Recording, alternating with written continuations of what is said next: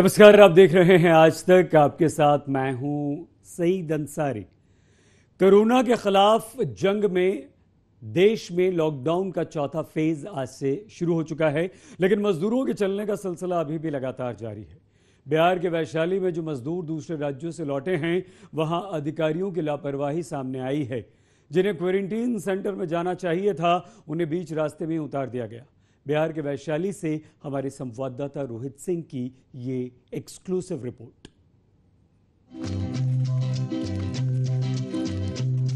मुसाफिर हूँ यारो, ना घर है ना ठिकाना, मुझे चलते जाना है, बस चलते जाना। ठिकाना तो था जनाब, क्वारंटीन सेंटर में जाना था। क्वारंटीन सेंटर में 21 दिनों में रहने के बाद फिर घर लौटना था, लेकिन नीतीश सरकार के बाबू ने ऐसा किया कि ये बिहार आकर भी बेचारे मुसाफिर बनकर रह गए।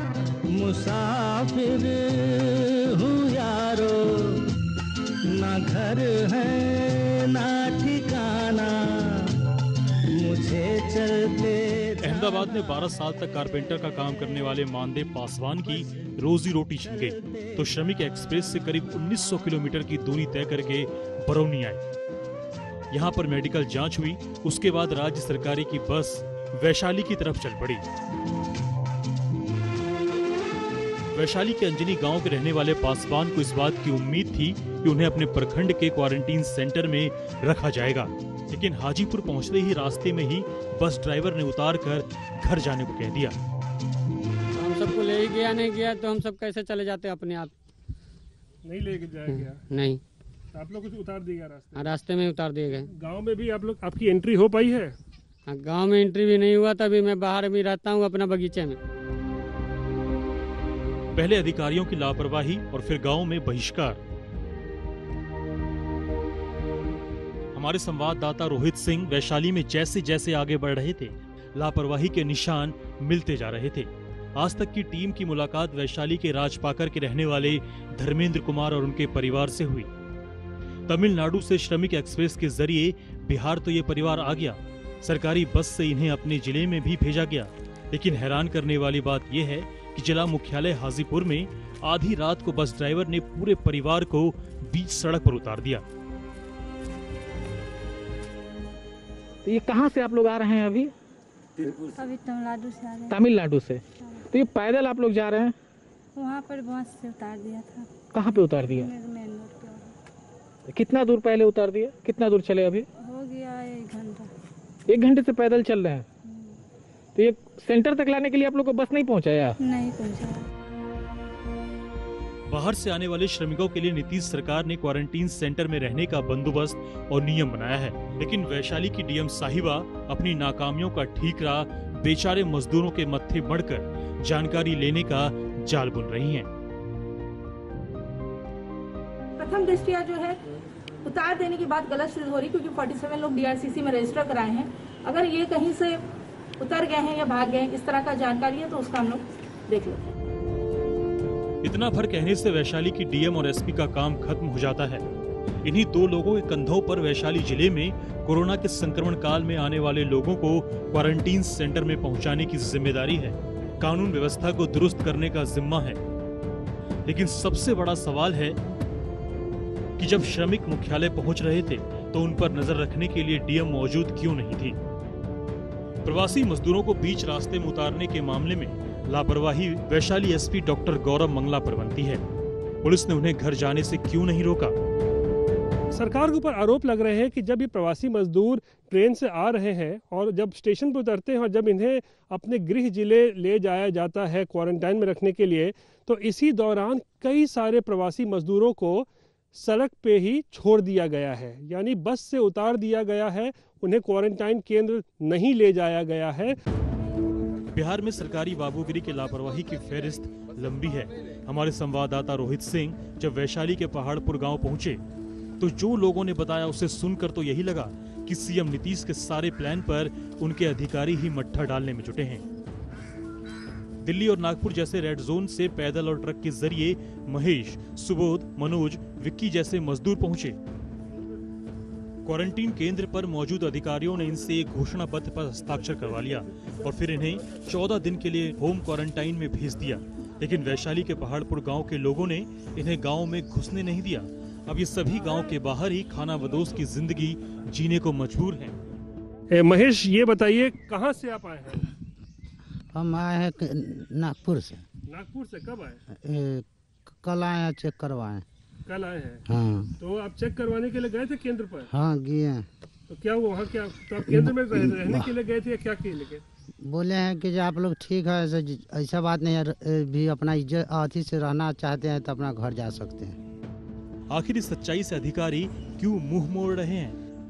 इसी के बारे में तफ्तीश करने के लिए हम फिलहाल पटना से सटे हुए वैशाली ज़िले में पहुंचे हैं और इस वक्त हम महुआ सब डिवीज़न के पहाड़पुर गांव में मौजूद हैं। और मेरे पीछे आप देख सकते हैं ये 4 लोग यहां पर बैठे हुए हैं। ये चारों प्रवासी मजदूर हैं। इनमें से 2 दिल्ली से लौटा है और 2 लोग नागपुर से लौटे हैं किसी अपने तरीके से। और उसके बाद ये लोग जो निकटतम क्वारंटाइन केंद्र है वहाँ पर गए। इन्होंने कहा कि हम प्रवासी मजदूर हैं, हम क्वारंटाइन में रहना चाहते हैं, लेकिन इन्हें केवल एक फॉर्म भराकर वापस भेज दिया गया इनके अपने गांव और कहा गया कि जाओ आप होम क्वारंटाइन में चले जाओ, आपकी तबीयत ठीक है, आपके अंदर कोई ऐसे लक्षण नहीं है। सरकारी बाबुओं की लापरवाही की किस्त अभी बाकी है। वैशाली के ही पहाड़पुर में दानिश साहनी से हमारे संवाददाता रोहित सिंह की मुलाकात हुई। अमरावती से जनाब ट्रक में बैठकर बिहार आ गए। 15 मई को सीधे महुआ के क्वारंटीन सेंटर में गए। अधिकारियों ने इनका स्वागत किया, वेलकम किट दिया। लेकिन एक रात बिताने के बाद जब क्वारंटीन सेंटर में इन्हें दिक्कत होने लगी तो अधिकारियों को बताकर ये अपने घर चले गए। कल पहुँचे, कल पहुँचते हम हुआ चल गए थे, जो कॉलेज है हाजीपुर। हाँ, तो हुए में रखे तो सारा दिन वो हमें जांच पड़ताल किए और उसके बाद जो है जो हमें भेज दिए रात को ही महुआ हाई स्कूल में। हाँ, कोई आता है तो हुआ रात भर खाना खाएं, समझे, खाना खाएं फिर सो गए। तो सो गए वैसे दूभी पर सो गए, मच्छरदानी वगैरह तो था ही, तो वैसे नीचे हम दूभी पर सुबह उठे ना तो ओस लगा था, पैर गिल्ला हो रखा था पूरा। लापरवाही का आलम ये तब है जब बिहार में बाहर से आने वाले प्रवासी मजदूरों में 651 कोरोना पॉजिटिव पाए गए हैं, जबकि 11,800 मजदूरों का सैंपल लिया गया। बिहार के लिए खतरा बड़ा है, लेकिन हमारी ग्राउंड रिपोर्ट में वैशाली में जिस तरह लाल फीताशाही हावी दिखी, उसे देखकर तो यही लगता है कि कोरोना के खिलाफ जंग में नीतीश सरकार को और सख्त होना पड़ेगा। हाजीपुर से संदीप आनंद के साथ रोहित सिंह, वैशाली आज तक। बिहार में लाखों मजदूर दूसरे राज्यों से आ रहे हैं। उत्तर प्रदेश के रास्ते बिहार में एंट्री करने वाले मजदूरों की पहले स्क्रीनिंग की जा रही है और फिर उसके बाद उन्हें क्वारंटीन सेंटर भेजा जा रहा है। बिहार के गोपालगंज से हमारे संवाददाता सुजीत कुमार झा की ये एक्सक्लूसिव रिपोर्ट।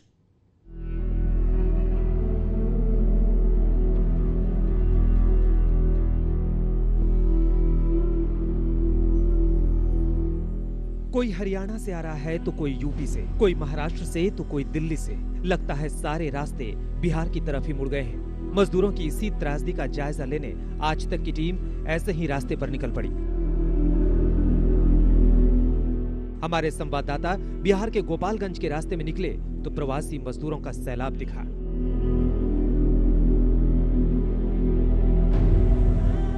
परदेश से घर लौट रहे मजदूरों के इसी दर्द को जानने आज तक संवाददाता सुजीत झा भी लॉरी पर सवार हो गए। बात करने लगे तो जितने लोग थे उतनी कहानियां, उतनी ही मजबूरियां। 20 लोग हैं, 21 साइकिल है और साइकिल से ये लगातार यात्रा करते रहे। बिहार में की सीमा के अंदर आने के बाद ये लॉरी इन्हें मिली है जो इन्हें मधुबनी तक पहुंचाएगी। तो चेहरे पर आप देखिए किस तरह की मायूसी है एक तरह से, क्योंकि इन्हें 2 महीने की तनख्वाह कंपनी ने नहीं दिया है और बड़े ही दुखी मन से व्यथित होकर जो व्यवहार हुआ है उसकी वजह से ये अपने घर को लौट रहे हैं। 2 महीना का हमारा सैलरी नहीं दिया, इसलिए हम लोग घर वापस जा रहे हैं। तो अब क्या करेंगे आप लोग, क्या करेंगे यहाँ आके? घर पर जाकर के देखेंगे, दूसरा काम देखेंगे। यूं ही नहीं कहा जाता कि जब इंसान मुसीबत में फंसता है तो सबसे पहले उसे अपने घर की याद आती है। साइकिल लेकर घर लौट रहे ये हैं गुल्लो पासवान। 60 साल की उम्र में हरियाणा के सिरसा से अररिया की तरफ निकल पड़े हैं।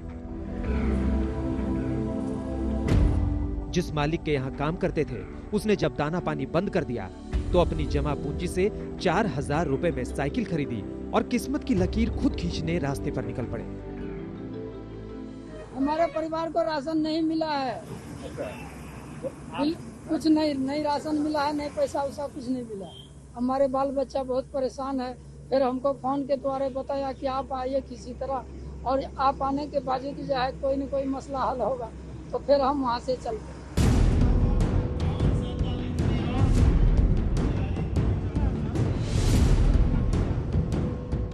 मजदूरों के दर्द को टटोलते हुए हमारे संवाददाता सुजीत झा यूपी बिहार के उस बॉर्डर पर पहुंचे जहां प्रवासी मजदूरों के लिए ट्रांजिट पॉइंट बनाया गया है। हम मौजूद हैं उत्तर प्रदेश बिहार की सीमा पर और ये गोपालगंज का जलालपुर चेक पोस्ट है और यहाँ का नज़ारा हम आपको दिखाना चाह रहे हैं। ये नज़ारा महीनों से है, जब से लॉकडाउन हुआ है लगातार लोगों का आना, जो पलायन है प्रवासियों का, और लगातार होता रहा है। और ये जो टेंट लगा है इसमें देखिए कितनी भारी संख्या में भीड़ जमा।